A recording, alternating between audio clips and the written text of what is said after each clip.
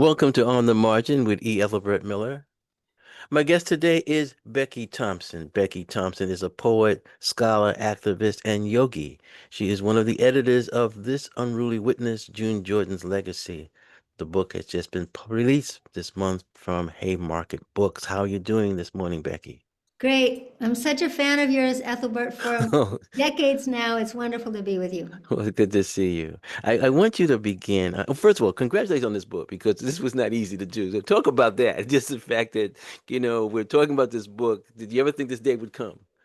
Well, you've been with me on this book from the beginning, but I think it definitely faced some challenges. One of them was COVID. One of them was losing Lauren Muller, who was the visionary behind the book.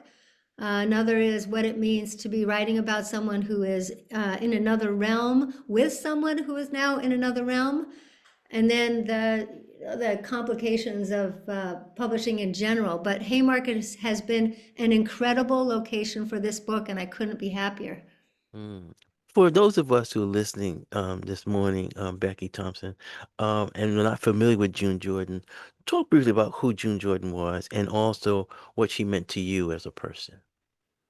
Well, there's many different ways to talk about June, but I would say she was a visionary and a poet and an essayist and an activist and a musician and always wanting to add another layer to her creative mind. She also was extremely brave. She took on the powers that be around Palestine way, way before a lot of other people did. And she set up a revolutionary blueprint for teaching poetry at UC Berkeley that continues to manifest itself in many different spaces in the world.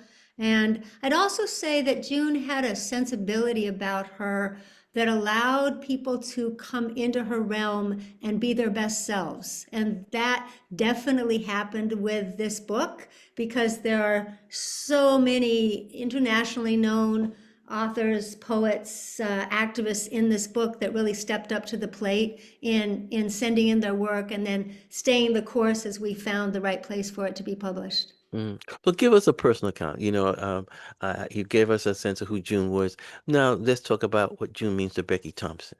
Yeah, so when June traveled to the next realm, I was asked to give one of the eulogies, and I went to write a paragraph as I thought was appropriate, and instead a poem came out, and a poem had not come out of my body in 20 years, and I'd only been teaching June's essays, so it was really the beginning of what has become a centerpiece of my life because once that poem came out, and then I took a poetry workshop with Sonia Sanchez and with you and with others, I started to see that the poet had wanted to manifest in me for a really long time. So there's that. I believe that when June traveled, she threw out a thousand batons. Mm. And I, for whatever reasons, got one.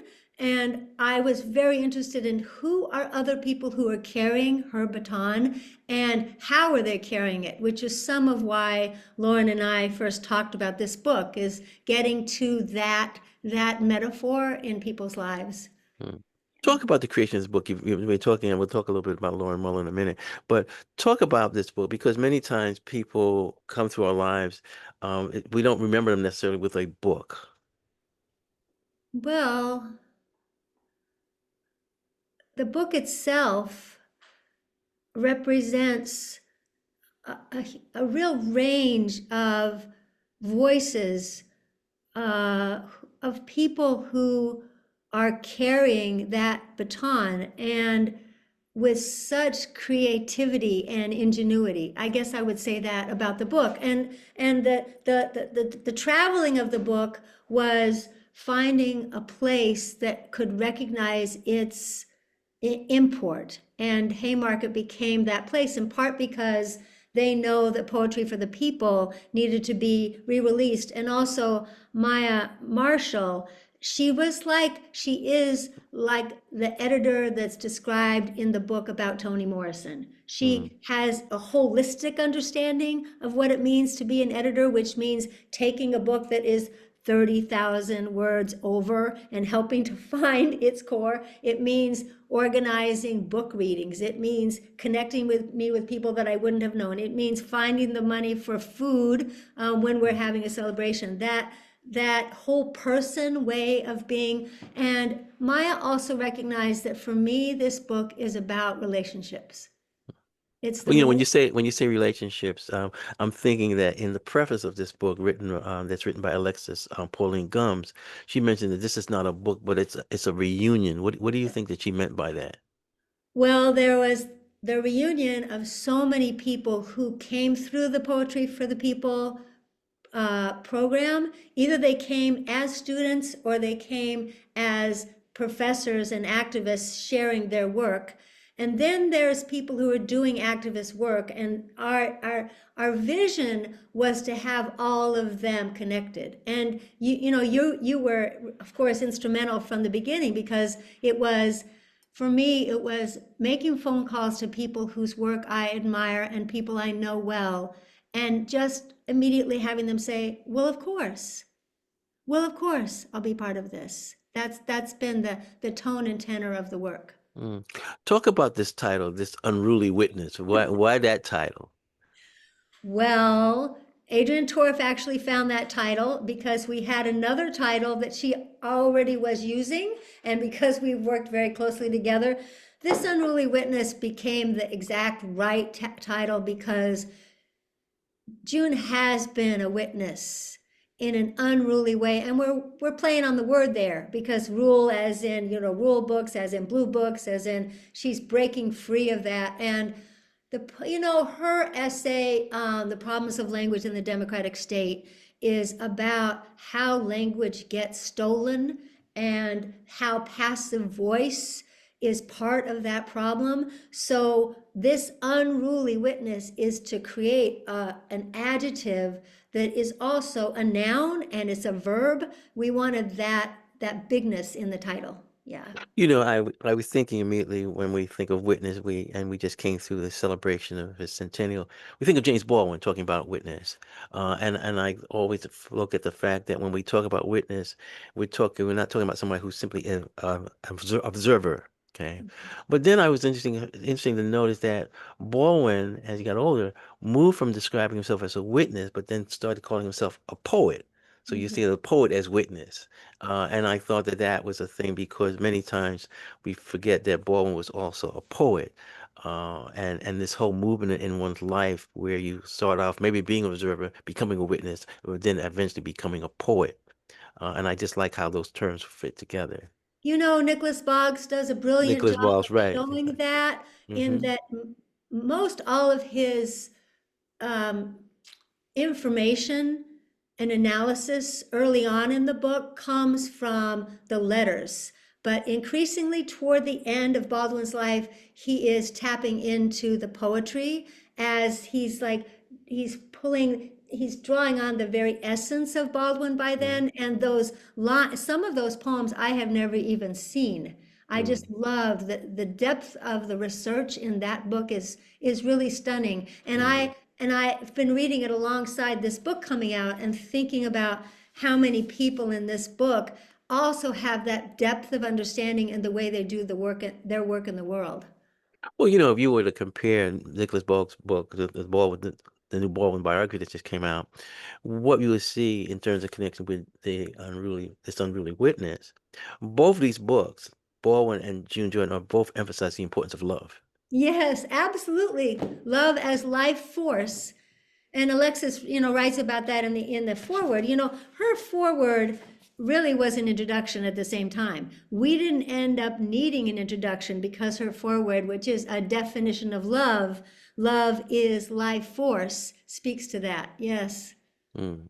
And when I interviewed Alexis some time ago, and I felt that in talking to her, there's definitely a strong spiritual feeling sense that you gathered from her.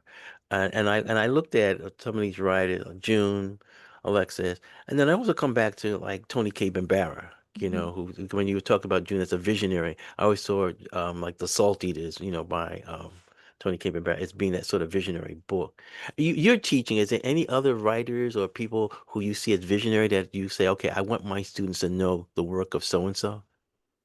You mean as teachers? No, as that you as a teacher would introduce your students to say, okay, I want you to read June Jordan because I think she's visionary. I want you to read, Oh, Tony K. Bambara because I think she's visionary. well, I mean, I teach a course on Black queer poets, so every single person in that course, I consider visionary because I cannot teach as many as I would want to, but Hmm. certainly Essex Hemphill, I would put on that list. Pat Parker, I would put on the list. Obviously, Audre Lorde. And I would also, I've taught you in poetry classes before. And one of the many things that you and June have in common is that you soften the audience first with humor, with twinkle in the eye, with a light poem, and then you go in for the okay. And there are 500,000 people who've been murdered in Iraq because of the U.S. military. That approach, that bigness that opens people's hearts, and then you don't soften it anyway. And that to me is part of the visionary piece that comes across You know, in when so you many of say these that, essays. when you say that, I was always thinking a couple of readings that June and I did together. Some people said, "Oh, you guys are just so silly," because we Yeah, were laughing and stuff. And I always felt that Becky, one of the persons that influenced me in terms of humor and poetry was definitely Sterling Brown. Because when he was giving reading, he would say, "Oh, in between these poems are these lies," but the lies were so funny. And when I think of June, I think of the Miss Funny Valentine poems, which are just hilarious. yeah. Okay, but let's I don't know, but so maybe Ethelbert, maybe you read that, Miss Valentine, part of that. no, Miss no, I'm not Valentine. gonna read that. What Oh we're man. no, no, what we're gonna do is we have it we have a very important script that we have to follow. Okay, and I want you at this particular time, this book, The Unruly Witness, is dedicated to June Jordan as well as Lauren Muller. Lauren died in 2023. And she's one of the editors, along with you, Becky, and also Dominic Hill and Durrell Collier. Um, I read the bio that's of Lauren that's in the book, and I felt that must have been written by Becky. And I was wondering whether you could Yeah, share that yeah. with our listeners. Yeah, so when I had finished the editing of the book, I noticed that I had not done the Lauren Muller bio. And I'm someone who's pretty detailed, and I was, wow.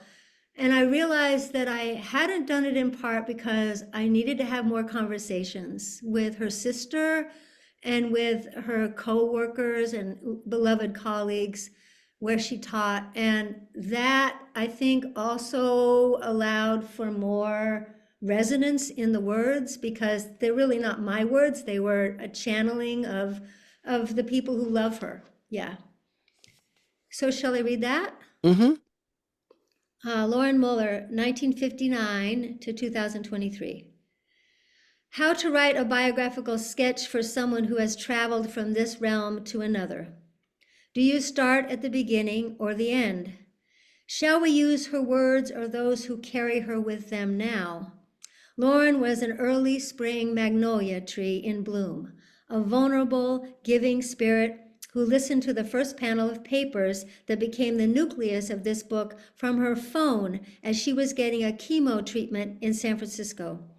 Originally raised in Tennessee in Appalachia with her three sisters, Lauren was a transplant to Berkeley, the home of the Ohlone of the Verona Band, where she was a graduate student, taught poetry for the people, and eventually became the beloved chair of interdisciplinary studies at City College of San Francisco for over 2 decades. A sea at the turning of the tides, Lauren drew on energy around her to nurture her new courses and programs: critical Middle Eastern studies, critical Pacific Island and oceanic studies, trauma and prevention and recovery. Lauren co-edited Reckonings, contemporary social short fiction with Native American women, and shepherded many people's poems into the wide world. From her broom closet office, she fashioned a workstation where her door and heart were always open. From her work as June Jordan's hand-chosen editor of the collectively inspired Poetry for the People, a revolutionary blueprint, to her accompanying June to chemo treatments and spreading June's ashes, to her vision for this collection, June and Lauren were family to each other. In her last letter, Lauren wrote, "June is with us in this project. I send you love and gratitude." On the day before she traveled, Lauren was still talking about the book, telling me, "Contact Joy Harjo. She wants to be part of it. Check in with Cornelius Eady." When an elder had asked Lauren which ancestor she wanted to guide her to the next realm, she said, "June is real close now." In the last hours of her life, Lauren's family read two Jordan poems to her, a poem about my rights and free flight. Your flight is free, Lauren. The book is flying now. Thank you. That was Becky Thompson reading the obituary for, well, the bio note actually for Lauren Muller that's in the book, The Unruly Witness, which is dedicated to her, to Lauren and June Jordan. Becky Thompson, you wrote an essay called The Waters Are Wide, We Can Cross Over. You say that's your favorite essay of June's. That's her essay, Many Rivers to Cross. There's a lot happening in that essay, and I want you to talk about it. I looked at it, and I looked at the Many Rivers Across, and I felt that there was this essay that was dealing with her father. It Mhm. was dealing with her mother's suicide. It was dealing with raising her son. It was dealing with having an abortion. It was dealing with living one's own life. You know, those are the things when I looked at that essay. And then I went back. I think there's a song, it's like a Sam Cooke song, but I listened to it sung not sung by Jimmy Cliff. And the Mhm. reason why I looked at Jimmy Cliff because of the Jamaican West Indian connection that when I'm listening to Jimmy Cliff, it's more powerful in terms of coming back to this essay, in terms of the title, Many Rivers to Cross. I always play around with song about, June and the Jordan River, the whole biblical connection. But when I heard Jimmy Cliff singing, Many Rivers to Cross, it just moved me in another way that it was even different from Sam Cooke. Mhm. Mhm. But talk about this essay and why you feel it's your favorite essay. Well, Many Rivers to Cross starts with June talking about her mother trying to kill herself and actually succeeding. And we find out in order for June to get the insurance money.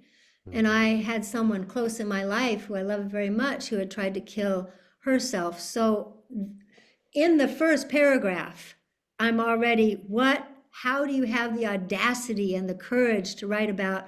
And when I was a But let graduate me stop you right there. Let me stop you right there. Okay.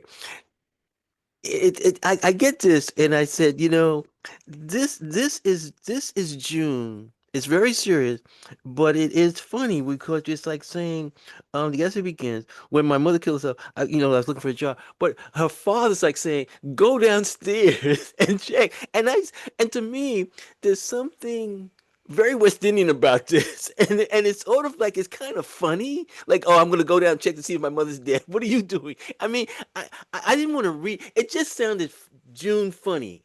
It's serious. It's devastating. But she has this sort of humor that sort of like a black humor. It's in there that you're looking at it and you say, okay, I know she's saying this, but it's comical. Like she's young and what's she supposed to do?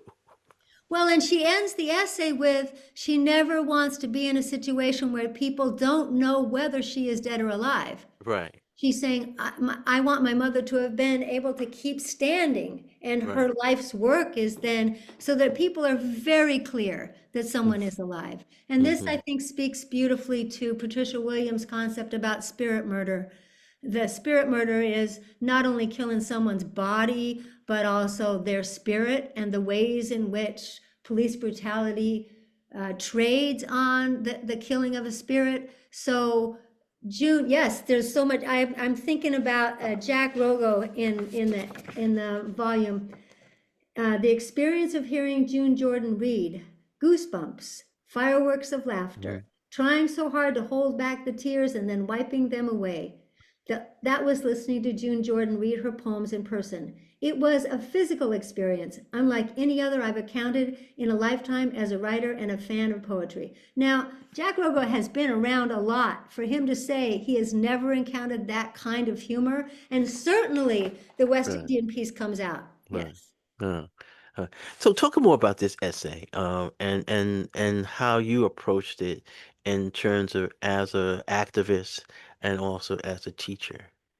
Well, what I write about in part is that there have been a number of quite tricky crossings in my life, and I have been aware that June's work and her personhood guided me on the crossings. I'm thinking, for example, of when I happened to be in Greece in Lesbos in 2015 at the very beginning of what became the biggest refugee crisis since World War II, where over 1 million people took little tiny rafts from Turkey to Lesbos in less than a year to that beautiful island.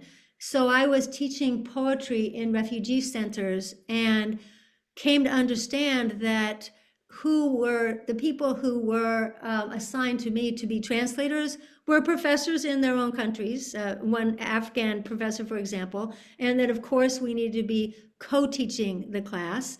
And also, I was supposed to be teaching English. Well, why would I do that if people are coming and they speak Dari and they speak Farsi and they speak Arabic and they speak French? And if they're going to write poetry, it needs to come from the language that they were born and raised and loved to hear. So we had butcher paper all over, the walls, and then really people brought their children, and so we need to be sure to have food for kids and the cherries on the table, and that kind of experience is right out of June Jordan's life of Hmm. creating. You create the art of teaching based on who is there in the room with you and the joy that is made possible because of that.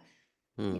You know, in the beginning of this book, we have a quote from June, in which she's saying that activism is not issue specific. Mhm. And I was wondering, Becky, especially this is 2025. Yes, we had elections. How do we avoid from placing ourselves in little boxes or silos? You Well, know, we don't even have to avoid it because we now have someone who is the mayor of New York City who has refused little boxes since he was born, and his wife, and his whole family, and the 100,000 people that got up there to, canvas. So little boxes, they're totally over. Mm. They're Well, gone, well, they're history.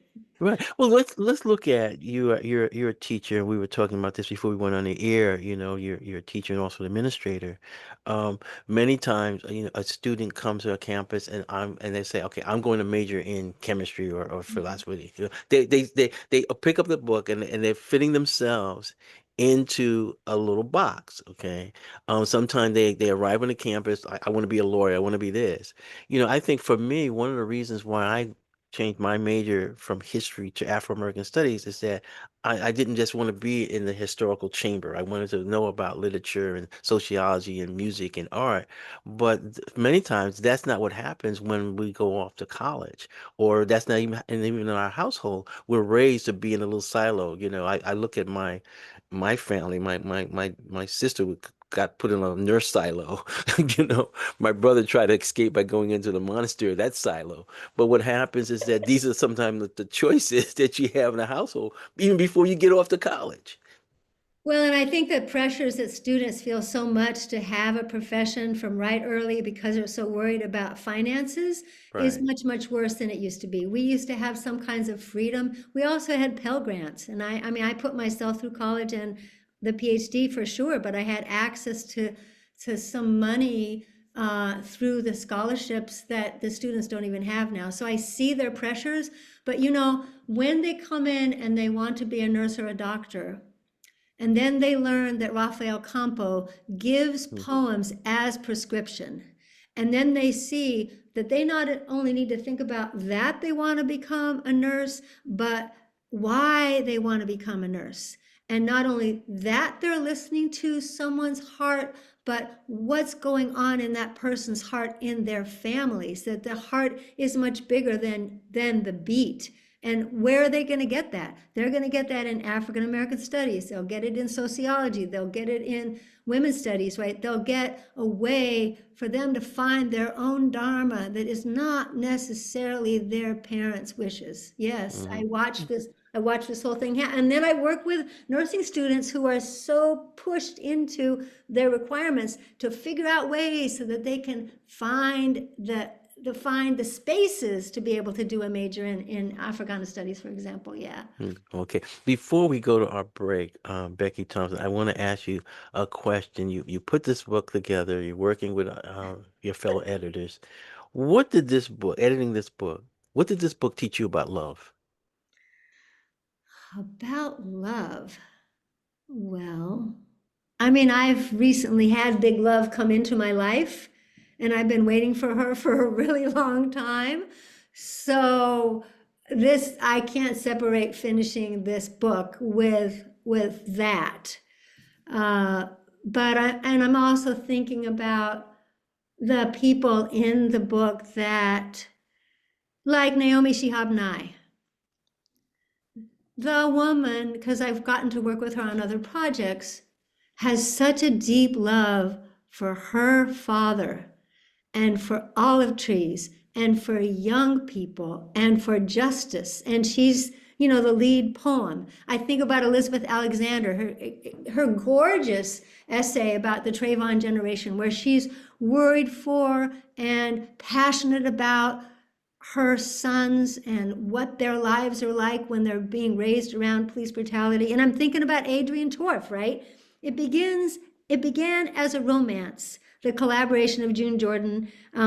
Now that I wanted, if we had time, wanted to read a little bit from Adrian's, because talk about a love poem. This book is also a lot about gossip. Seriously, it doesn't say Gossip. that, but it's who's who and who is with, and what love has to do with all of it, because these bed-based networks are so important to our multiple movements. So yeah, it's all about love, and it's helped me to be in that realm. You see, I laugh at how you made reference to everybody in the book and stuff like that, even though the question I asked was to you. About love. Well, no, I mean, love has just gotten bigger and bigger for me. Right. Yeah. Because you know what happens on a serious note, Becky Thompson. You know, we work on these book projects, and sometimes we come across like an essay. We're rereading things. You're rereading poems, reading stuff, and then all of a sudden we like say, okay, something's connecting to me with me on this level that was not there before. Yeah. And that's what I mean. And then I feel that if you're going to complete this project, if you're going to get this an edit, and an anthology is difficult to pull together. It has to be something that keeps you up, that love that keeps you up in the middle of the night to say, I'm going to finish this. Well, certainly the people who are in the volume, yourself included, who kept checking on this book and wanted to be sure it was out in the world. But also, June's spirit is a very big spirit she has. I mean, as is true for many people, but that pulls you forward. I'm just thinking before we go on break, the reference you made to the poem that we open it with. Activism is not issue specific. It's a moral posture that steady state propels you forward from one hard hour to the next, believing that you can do something to make things better. You do something rather than nothing. You assume responsibility for the privilege of your abilities. You do whatever you can. You reach beyond yourself in your imagination and in your wish for understanding and for change. You admit the limitations of individual perspectives. You trust somebody else. You do not turn away. To That's Beck. me, that's the Right. essence of love. You Okay. do not turn away. That was Becky Thompson reading from June Jordan from her essay on becoming a breast cancer activist. We're going to take a little break. You've been listening to Becky Thompson, who's a poet, scholar, and activist and yogi. She is one of the editors of This Unruly Witness, June Jordan's Legacy. The show's On the Margin. My name's Ethelbert Miller. The station story PFW 89.3 FM.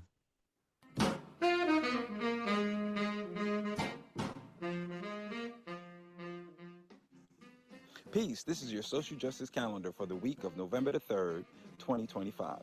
Thursday, November the 6th, from 7 to 9 p.m., Africa World Now Project and Bloom Bars present the film Thomas Sankara, The Upright Man by Robin Sheffield, followed by a post-screening discussion with Paul Sankara, brother of Thomas Sankara, at 3222 11th Street Northwest, Washington, D.C. The film is a detailed history of Sankara's brief 4-year rule and his revolutionary program for African self-reliance. Information at bloombars.com.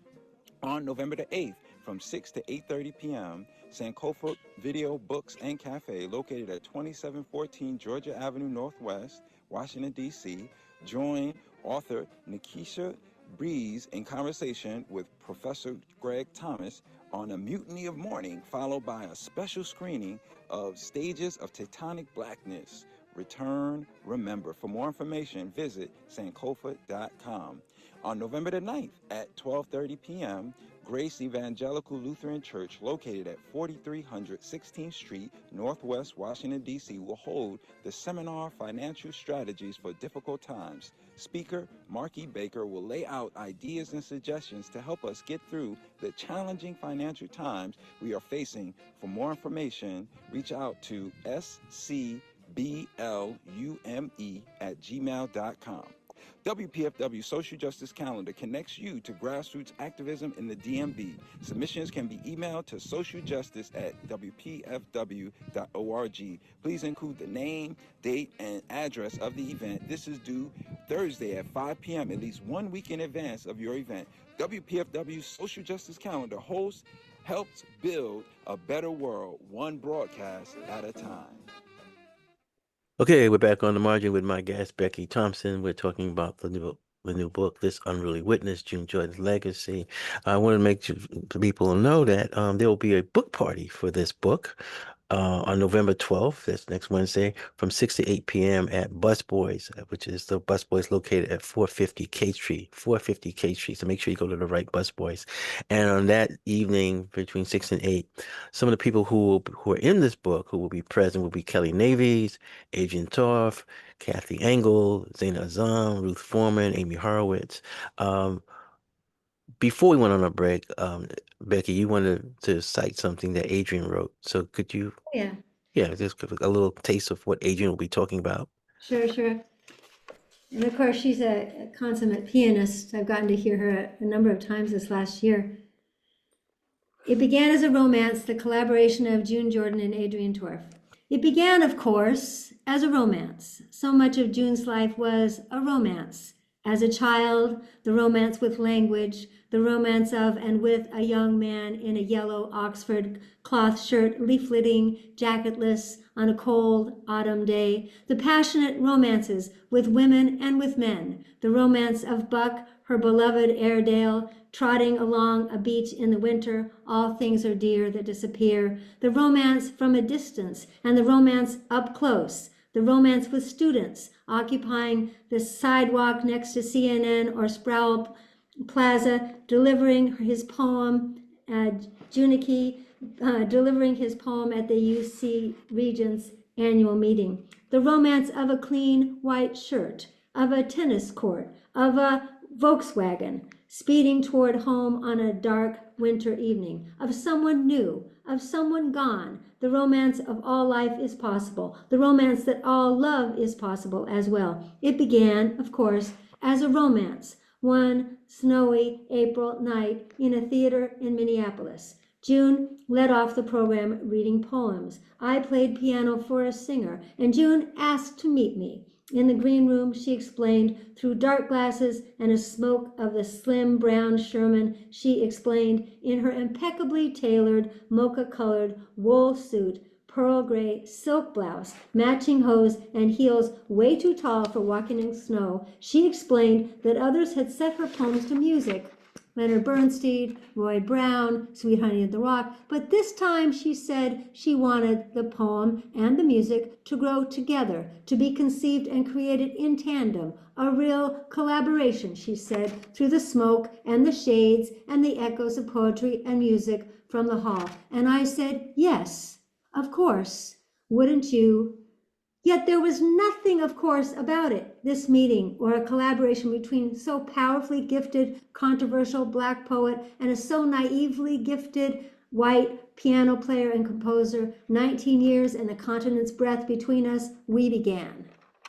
I Okay, love that that, was right? that's right, and that's Becky Thompson reading Agent Toft's work in terms of her contribution. It began as a romance, the collaboration of June Jordan and Agent B. Toft, and so that's in this collection. You know, when we pick up this book, Becky Thompson, The Unruly, The Witness, June Jordan's Legacy, the book is divided into three sections. Was this based on the material that you received, or was you already dealing with how you were going to break this book down? Well, poet on the world stage, of course, because June traveled to Nicaragua. She traveled all through Europe. She traveled to South Africa. She traveled to Palestine. She traveled to Watsonville after the earthquake to interview the people who were living at the epicenter of the. She was a traveler, and the world stage was her willingness to bring words even if she was going to get blacklisted, which is really what happened in New York. So that opens the book because of that. Then We Are Lucky She Dared are many stories and examples of people who were really touched by June's work as teachers, as professors, as colleagues, as lovers, and yours is in there, right? Some of us did not die, which, you know, I people know that, may know that there was just a beautiful review of this book in Salon magazine that Randall Horton wrote, and he lifted up your essay in there. And then part three, the awesome, difficult work of love. Well, yeah, it is awesome. It's difficult, and many of the essays in there speak to the difficulty, the complexity of love. Yeah, so these essays kind of found their way into those sections because of the depth of her work. Hmm. You know, when we look at the depth of her work and we measure her life, I was thinking about what we had a recent conference here in DC on Sterling A. Brown. And what we found is that, you know, even though many people talk about Sterling Brown as this great poet, and especially in his book, Southern Road is a classic, you know, Sterling Brown took really pride in the fact that he was a teacher for 40 years at Howard University. And when I look at this book and I look at June Jordan, it's almost because of Poetry for the People that June is almost known as a teacher, even more so than for as a poet.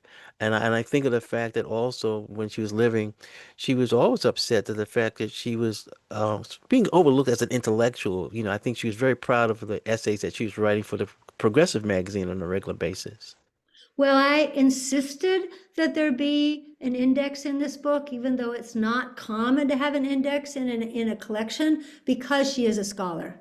And, you know, we're going to be having, I could have had one of the many celebrations for this book anywhere in P-Town, really, in Provincetown, but we're having it at the public library because there's, you know, whole walls of books to Mm, celebrate her as a scholar. And I agree with you completely that without I can't imagine June Jordan without being a teacher.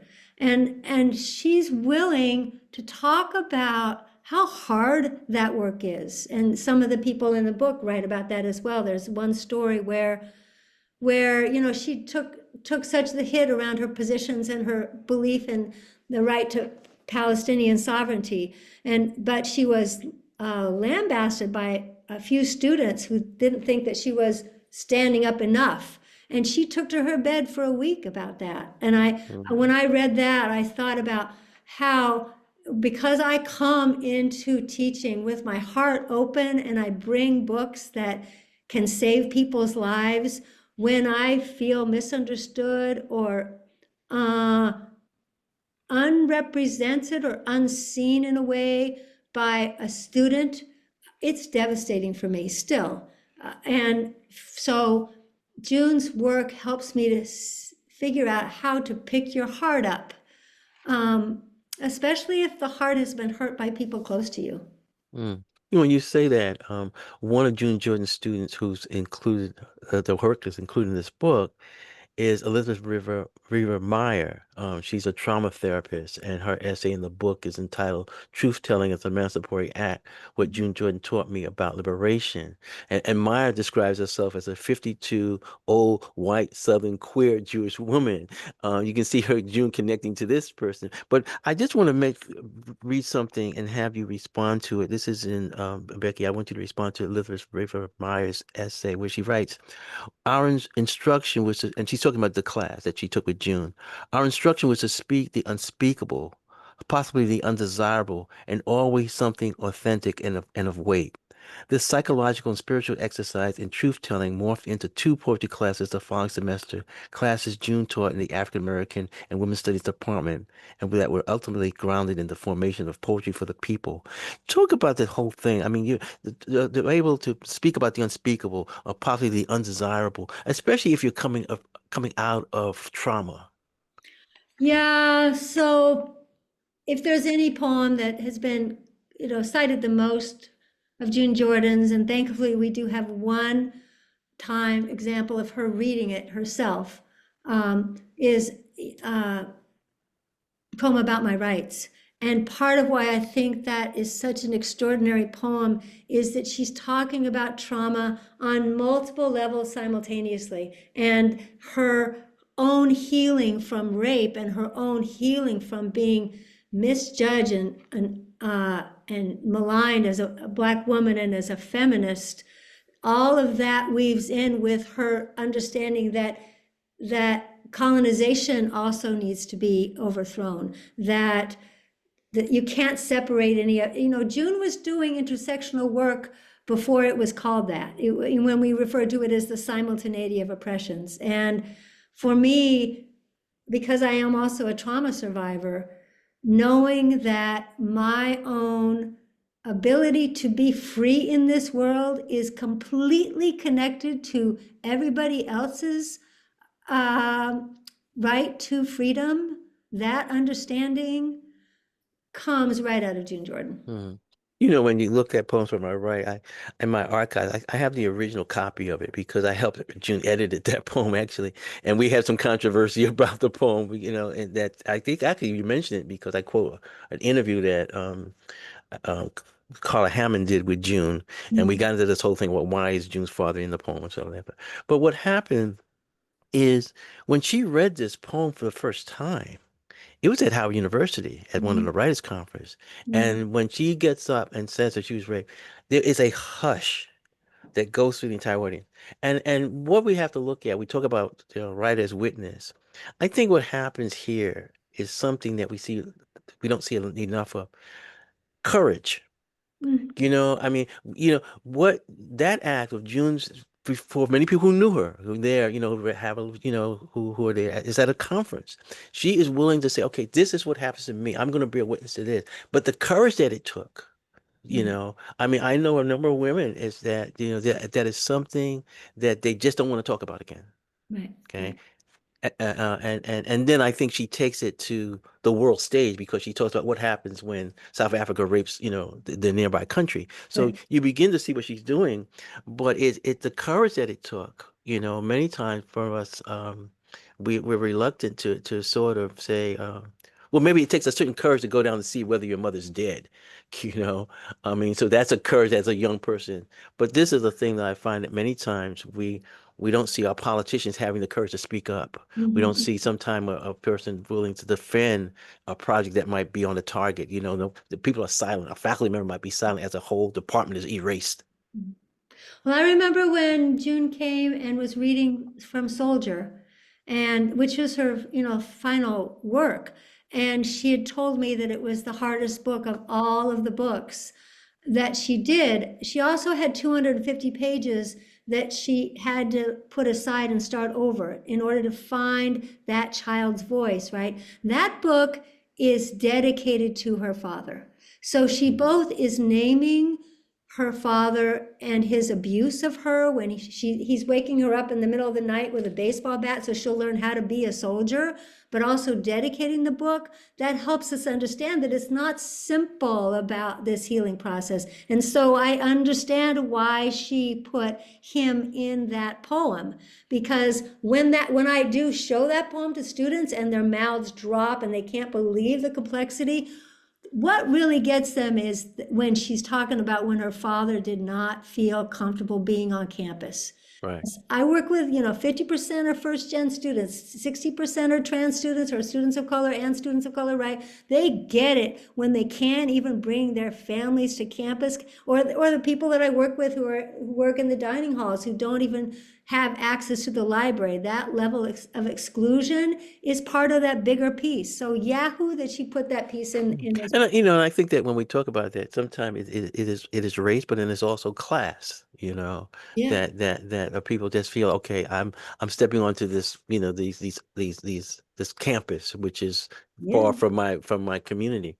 Uh, when we're getting towards the end of our show, Becky Thompson, and there's a big question that this book sort of raises, and that is, what do you believe is June Jordan's legacy?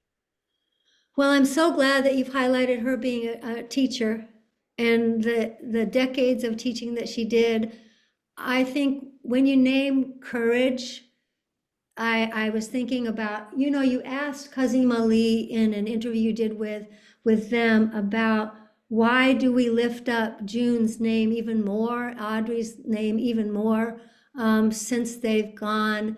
And I think that one of the things they have in common is that courage to speak up at points when it wasn't convenient and they might have been laughed off the stage or they might have been shamed, to push through that shame. I think that's gonna stay. And I'm hoping that this book is one of the many. This is the first book that's from a multiple perspectives on June Jorgen's life.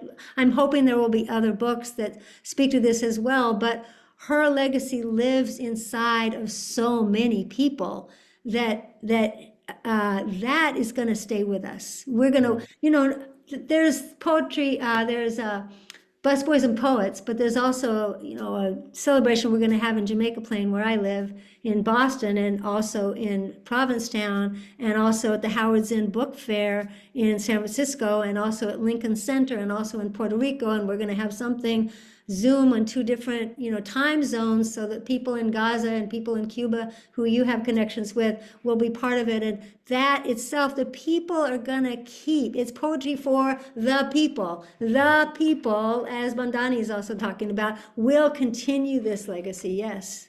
She's What does it alive. mean? What does it mean to be a poet of the people in 2025? Courage, courage. Okay. Well, then the other question that this book, I think, opens the door to is, how do we pursue the politics of solidarity? Mm. Well, that's one of the most beautiful gifts that June Jordan gave us, is understanding that people's trauma is not what will link them on the other side of it. Solidarity comes from finding what bonds us together in terms of our survival and thriving. And those bonds are not, they don't necessarily follow class and race and gender lines. That's her piece in About Olive, Report from the Bahamas, when she's saying, I'm there in the Bahamas, I'm staying at a fancy hotel, and Olive, who's cleaning my room, might want to have nothing to do with me, actually, because of the differences in class and language and culture. So these alliances are not simple. And certainly for myself, that I live, I have a multiracial family and have taught Africana studies for years. It opens up spaces that are not what people might expect. Yeah, Hmm. so all of that I think will keep living. Okay. Well, one of the things that I tried to do, and at least in my contribution to this book, this essay, Some of Us Did Not Die, Remembering June Jordan, I looked at her work, and I broke it down into these 9 categories, Becky. One, the Middle East. Two, Black Studies and Black English. Mm, Three, the fight against cancer. 4, prison and police violence. 5, international affairs.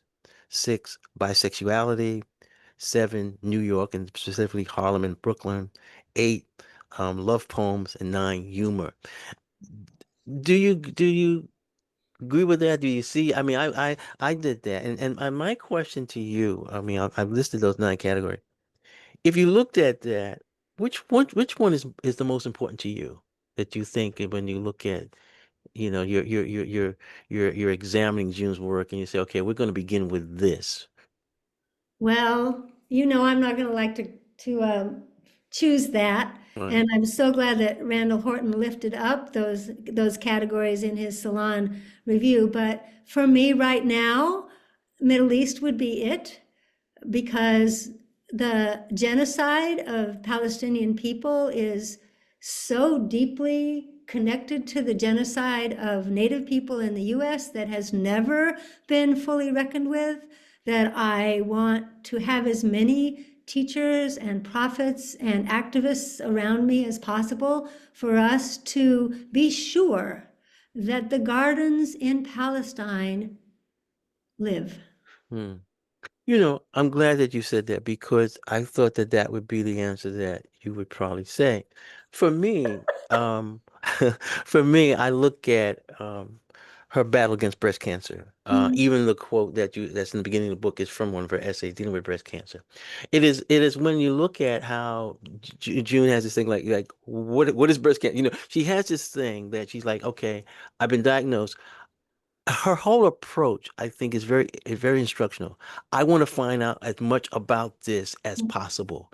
To me, when we talk about, okay, somebody wanting to be a writer, or somebody wants to be the ability of saying, okay, the hard work that is necessary uh, before you go out and do the open mic, okay, you prepare yourself where you know the tradition. I want to know everything about cancer that I can find. And to me, that's very instructional because I think she takes that approach to when she say, okay, I'm going to read up about Bosnia, okay, or I'm going to read about South Africa, or I'm going to sit down and do collaboration with Buckminster Fuller. There is a rigor that she brings in to her work. And I think that's what's instructional. So if I was teaching, I would say, okay, here's a very personal, because we begin to see how June takes the personal, makes it political, as well as the political being personal. Yeah. Well, and that's a fabulous example too about how her survival was so interlaced with the community of people around her. So Angela Davis at that point did all of her research because she is a consummate scholar so that they had as much information as possible. And of course, with HIV, when it was clear that gay men could not rely upon the medical establishment for any help. It was the lesbians, the feminists who said, you got to do your work yourself. And that's what came out of the research on breast cancer, right? So Mhm. there was Angela Davis right there doing the research. And there was Adrienne Torf going ballistic when one of the hospitals, fucked up around one of the treatments, right? And there were students who were showing up at her house unannounced, to be sure, and there was Lauren. There was so many. It's how do you wrap around people in a crisis? And she was, because she had done all of her homework as a friend and an activist and a scholar, she had that too to draw on in the process. Yes. I mean, I know people make connections. And I was thinking as you were talking, there's one person that, sort of I met a couple of times, but to me had that sort of mystic with Susan Sontag. Mhm. And I've always looked at the fact of we think of Adrienne Rich, we think of other people, we think of Toni Morrison, you know, but I always think of that, the intellectual, Yeah. and that was something that I feel that, June should be seen that way, where her ideas are just as important as some of her poems and her And that's a humor. beautiful connection too, because Illness as Metaphor is such a slim book, but Right. it could be the book to teach in a medical sociology course or in a Hmm. public health course because it was such a distillation of her scholarship and in a poetic kind of way. And that's what June did as well. Okay. Distilled whole because of her research. Right. Yes. Okay, so Becky Thompson has come to the end of our program. What I want to remind people that next week we'll be celebrating this book at 450 K Street, Busboys and Poets at 450 K Street Northwest on November 12th from between the hours of 6 to 8 p.m. So you could pick up a copy of the book that we have been talking about. This Unruly Witness, June Joy's Legacy. Becky Thompson, it's always wonderful to talk with you. I'm always learning from you. And I wish that you much success in terms of the next project that you'll be doing. Okay. She holds up her hand. My guest today has been Becky Thompson. She's one of the editors of This Unruly Witness, June Jordan's Legacy. She's also an activist and teaching with Emerson, right? Teaching what? Teaching at Emerson. No, Simmons University. Simmons University. That's I okay. forget. But Okay. many other places I've taught as Up well. there, right, It's right. fine. Okay. Okay. So I want to thank you very much for being my guest on the margin. The show is on the margin. My name's Ethelbert Miller. The station's WPFW 89.3 FM. Let's see. I'm Candy Shannon, host of Okay.